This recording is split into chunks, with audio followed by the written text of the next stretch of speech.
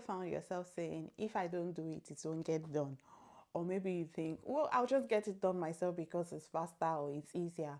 Or maybe your child has messed up their room and you feel, well, let me just help them clean up. Well, the truth is, every time we use that approach of rescuing our children, we are teaching them not to learn to take responsibility. And I'm sure we all want to raise children who are responsible individuals. These days, we hear a lot of things like, oh, that person is irresponsible, X, Y, and Z is irresponsible. Irresponsibility does not just start in one day, it starts from the roots. It starts from the foundation. So today we are going to be looking at some tips that would help us to raise responsible children. Hello, beautiful people. You are welcome back to the channel. If you are new here, my name is Oluwakemi Akiode. I work with young people, helping them to gain clarity and to helping them to find clarity and to gain confidence as they go on their life's journey.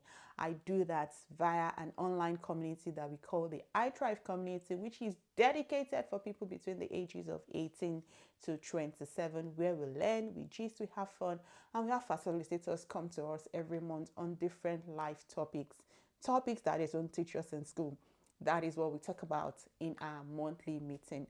On this channel, however, I talk about all things that is related to family life, parenting, adulting, growing up, faith, and I share tips that help us to achieve success in life.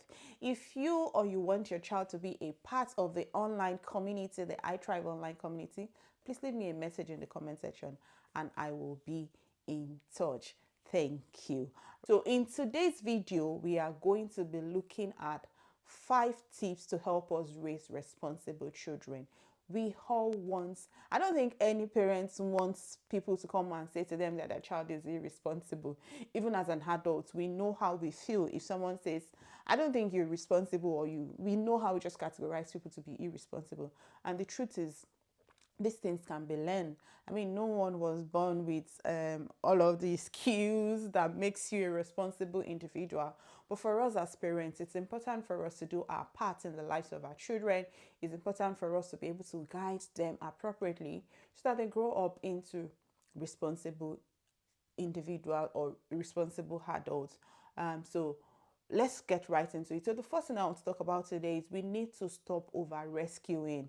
Stop over rescuing. Let your children face age appropriate consequence. Yes, age appropriate consequence. Yes, I know there are, of course, take for instance, if you have a toddler and you see your toddler doing something that you know is not safe for them, you will definitely rescue them. But there are some consequences that are age appropriate. So you need to let your child face the consequences for their action. So if your child has done something and instead of you to quickly try to go and rescue them, so let's take for instance, a child is supposed to be studying for exam, and even after you have told them go and study, they refuse to study, and then they write the exam and they fail. Instead of you trying to look for shortcuts as to oh, let's take the popular one, let's say maybe WAHEC or JAMP. Instead of you trying to look for shortcuts to help them, say maybe, no, I don't want you to rewrite that exam or something, let them rewrite it. I mean, they should rewrite the exam. If a child fails a course, please allow the child to retake that course instead of trying to. Yes, I know some of us have the influence, we have the money, we have the resources to buy our way through things, but that's you raising an irresponsible child there. So if you are a parent here and you're watching this video and you feel like every time your child does something, instead of allowing them face the consequence, you come to the rescue, you quickly pay your way through, or you go through the back door and you bring them out, that's an irresponsible child that you're raising. So repent today. Repent today, and that's the honest truth. Let us stop over rescuing our children. Let them face consequences for their actions that are age appropriate. So if a child refuses to study for exam and they fail, they should rewrite the course. Simple as ABC. There's no need to try to take them out of that, because for every time you jump into the situation, you try to rescue them, you're not teaching them to be accountable. You're not teaching them to take responsibility for their actions. And so they will keep up with that habit. And let's say they get into the workplace and they mess up and there's nobody there to fix it for them. You see? So that's why it's important. So it's important for us parents, let us stop over rescuing our children. Let them face the consequences for their actions as long as it is age appropriate. A child that you are saying, tidy your room, or go and put your clothes in the washing machine, and they don't do it. Monday morning and it's time to go to school. It's either you wear your dirty uniform to school like that, or you wear a uniform that is not dry. There are certain things that it is not, as long as it doesn't hurt the child, let them face the consequence for their action. Stop over rescuing them. Okay? I hope that I hope that sinks in. I hope I send it the way it's really in my head to say it. Okay, so that's tip one. Tip two, let us also learn to teach them the cause and effects early. Yeah, this is almost linked to tip one. Teaching them cause and effect early means you are already, as you're teaching them, as they're growing, you're already letting them know that for every of your action, there is a consequence. So don't think you will do something and life will just go on as usual. Let them always, with your teaching, as you teach them everything, reinforce to them that for every of your action, remember there's a consequence. Also, a bit of that is to help your children to always explore the consequences of their actions even before they do that action. So one thing I always say is, so ask your child questions about this thing. I think there's still something about asking questions further down. Anyway, so the way you want to look at it is to say, for this thing that you want to do, your child says, I want to do this. And then you're asking your child, okay, that thing you want to do, what are the likely consequences? Explore all of the options with them. Leave them to make the choice. So from an early age, let's start teaching them. Even from toddler, let your child know, oh, you don't stand on a glass table. If you stand on a glass table, you could fall. If you fall, what can happen to you? You can hurt yourself. You can break your leg. You would have to go to the hospital. You will need to take injection to feel well. For older ones, let them know that if you refuse to study when you're supposed to study, you will put yourself under pressure when it's time for exam, so that you would not start doing last minute studying and then you're trying to cram everything when you could have actually been studying line by line before it gets to that deadline. Do you get? So let's, from an early age, let's look for things to teach them the cause and effects. Let's teach them early so they know that for every of their action there is always a consequence, and always try to explore consequences with them, and then let them know that, okay, so this is this or this or this is likely going to happen if you do this, and so you want to decide what you want to do. My job is to explore the consequences with you, which I have done. Now you decide, or you make the choice. But let's make sure that we are doing that from an early age, so they are already conscious of the fact that, oh, there's no action that doesn't have a consequence.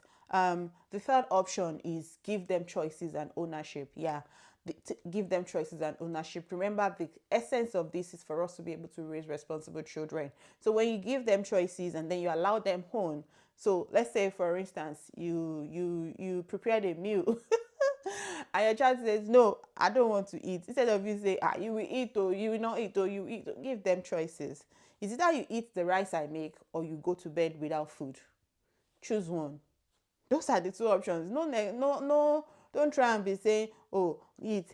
No, I'm not it. Eat. No, I'm not it. If you know it, I will slap you. I'll be. Don't stress yourself. Give them choices. It's either you eat the indomie I make, or you go to bed hungry. Or it's either you eat this indomie, or you eat leftover bread from yesterday or something. Always give them choices. Give them two or more choices, actually, and then they will pick the one that is more appropriate for them, and then you move on. The same thing with, okay, maybe a part of that is also trying to, like I said, things that are age appropriate. Let them pick their clothes to church. Let them pick what they want to wear out. Don't always insist that you will pick it for them. They could pick something and you might feel like, oh, that's not ideal. So you explain to them and you let them know, oh, actually, it's either you wear a t-shirt or you wear a proper dress. Do you get? So let them know so that they are able to own these things. I like to, with my boys, I just give them that. I don't even pick what they want to wear for them. I mean, we've crossed that stage. But there are times that they will now pick something and I'm like, oh, this thing that you've actually picked, maybe it's not weather appropriate, or it's not something. How about you think of maybe take a jacket, or wear something that is properly covered, that would cover your neck. So just give them choices, and then they would own their choice. Number four right now is let them fix their mistakes. Yes, let them fix their mistakes. If a child spills water on the floor and they are old enough to mop it, please let them mop it. There's no need for you to be running around or calling someone to come and mop it for them. Let them learn to fix their own mistakes. If a child was supposed to do an assignment and they don't do it when they're supposed to do it, let them fix the mistake. They will do the assignments. It will probably mean that they will lose some other time, maybe TV time or screen time or something. Let them fix their mistakes. If a child makes a mistake, they forgot their water bottle in school, when they go to school the next day, let them look for it. Let your child learn to fix their mistakes. Mistakes that are within their control to fix, let them fix it. Don't always fix everything for them, almost like stop over rescuing. But this one is, if a child does something that they can fix, let them fix it.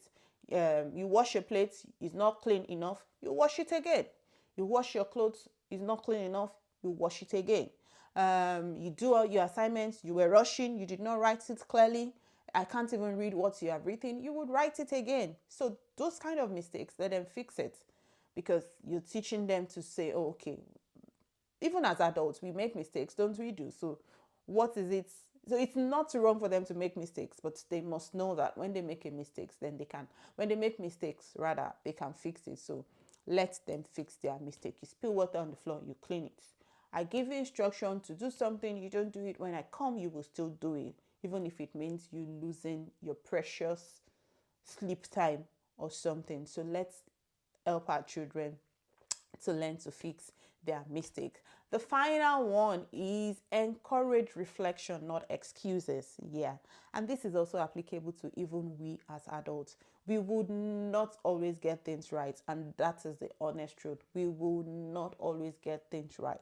So when those things happen, instead of making excuses, oh, it's because my brother did not wake me that I did not do this, or it's because the math teacher was too fast when she was talking, that's why I couldn't write my notes. No, no excuses, but rather reflection. Okay, so what happened in that instance? What could I have done better?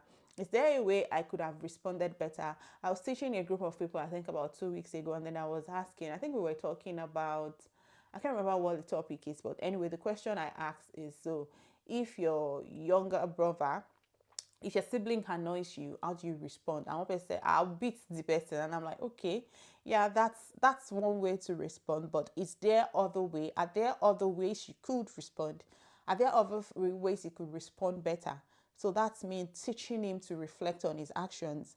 And so when he finds himself in that situation where impulsively it feels like I'll just give you a dirty slap, it takes a moment back to like, okay, how else could I respond instead of just eating my brother? Do you get? So the same thing is applicable in teaching our children responsibility. Let them reflect on things, not excuses. Okay, this thing has happened. What can I learn from what has happened? So it's not a case of, oh, I'm blaming my daddy, or I'm blaming my brother, or I'm blaming my friend, or I'm blaming someone. No matter what happens, if you are always blaming someone, you're always blaming every other person but yourself, that is you not being responsible, because we must learn to take responsibility for our actions as well. So when we encourage them to self-reflect, okay, in that instance, what could you have done better? They know, okay, how could you have responded? Are there other things you could have done? Someone is trying to bully me, or someone is sitting in my space and I say get up and he's not getting up, and then we decided to start fighting. Instead of fighting, what else could you have done? Could you have moved away from that place? Could you have reported to someone older than you? So always there's almost always a better way to respond to things. Yes, if I do say so.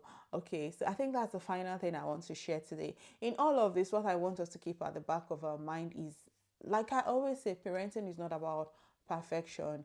And our children, they will grow into these things, but we have to be there to guide them, to support them. We are not expecting them to be all of this in one day or even in 1 year. It's a journey. Parenting is marathon. So we have to just keep supporting them. We have to keep guiding them. But the most important thing is we don't want to raise children who will become nuisance to the society. A lot of us complain of things that are wrong in our society. And like we know, the family is the smallest unit of the society. So it means that if we get it right at the family level, we will have a better society. And so that is why it's important for you and I as parents to do our bit to make sure that we're raising our children to be responsible. I hope you find today's video helpful. Please do well to share with somebody, to like, to comment. Let me know how else we can raise responsible children. The list is non-exhaustive. I have only shared 5 out of the many that I know we have out there. So share with us in the comment section how you are doing your best as a parent to help your child to be responsible. Until I come your way again, keep winning.